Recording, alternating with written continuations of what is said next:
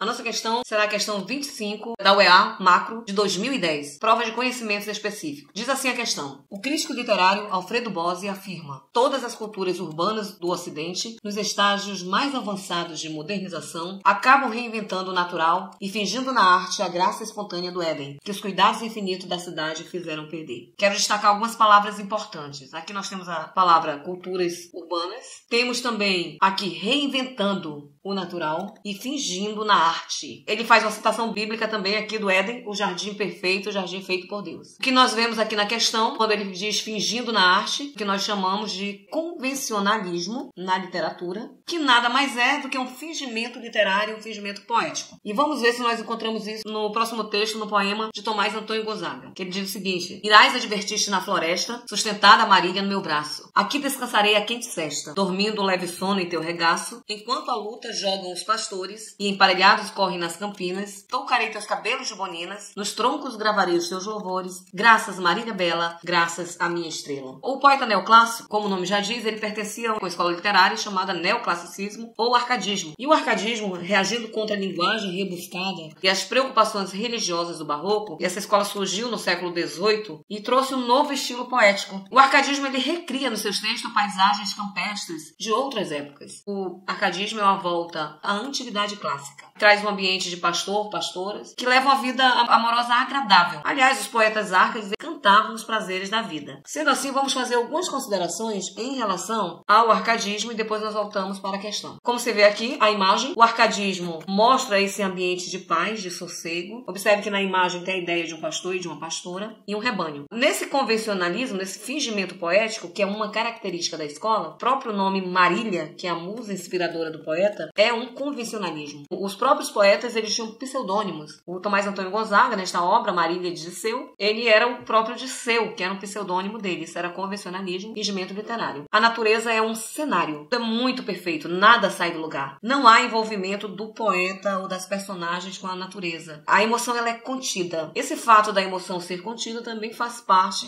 do chamado convencionalismo, bucolismo, uma característica arcade, que tem essa ideia do ambiente pastoril, do ambiente campestre. E um dos clichês arcades é o locus amoenus, que é justamente um lugar ameno, e esse lugar ameno é a própria natureza. Voltando à questão, confrontando a afirmação com a estrofe, conclui-se que, na letra A, as palavras do crítico não se aplicam à estrofe de Gonzaga, já que na escrita do século XVIII não se situa na modernidade. As palavras do crítico se aplicam. Quando ele fala de reinventando o natural e fingindo na arte, nós temos aqui esse fingimento, nós temos o convencionalismo, coisa que nós vamos achar na estrofe. Toda estrofe, como toda característica arcade, é um convencionalismo, é um fingimento literário. Então não é que os poetas arcades eles abandonassem a cidade e fossem para o campo. Isso ocorria na literatura. O próprio poema mostra esse ambiente bucólico. Então a alternativa A está incorreta. Na alternativa B diz o seguinte: a estrofe recupera a cenografia idílica. Veja bem, cenografia, cenário. Nós temos algo correto. A natureza era um cenário. Não havia envolvimento do poeta com a natureza. Idílica vem de idílio, uma forma de poema que surgiu lá na Grécia Antiga. E esse poema trazia tema amoroso que nós vemos na estrofe. Portanto, nós temos uma cenografia idílica, sim, do ideário arcade. Confirma o que escreve o crítico, sim. O crítico, ao falar do fingindo na arte a graça espontânea do Éden, ele está mostrando esse ambiente natural, esse ambiente idílico. Nós já temos o gabarito, que é a letra B. Na letra C diz: o trecho do crítico refere-se tão somente, tomem cuidado com palavras tão somente, nunca, jamais. Então, ele refere-se tão somente à estética romântica? Não. O romantismo é uma literatura que vem depois do arcadismo. E quando diz cujos escritores fugiam da cidade, nós temos aqui uma característica arcade, que é o fugere urbem. É um clichê esse fugere urbem, que para os arcades eles iriam fugir da cidade e ir para o campo. Fingimento literário. Os escritores fugiam da cidade para se refugiar na natureza, não no romantismo, no arcadismo. Na letra D, a estrofe reconstrói um cenário artificial. Até aqui, pessoal, tá correto. O cenário é artificial. A natureza, como cenário, ela era artificial. Agora, quando diz no contraponto ao natural mencionado pelo crítico, não. Não há contraponto. Os dois textos, eles se interrelacionam. Na letra E, a estrofe de Gonzaga reflete uma emoção contida. Muito bom. Tem emoção contida. E um apelo ao racional, porque o arcadismo era uma literatura racionalista, visto ser antropocêntrica. Tem essa emoção contida, com certeza, mas não tem oposição à graça espontânea do Éden apontada pelo crítico. Aqui eles misturaram a questão.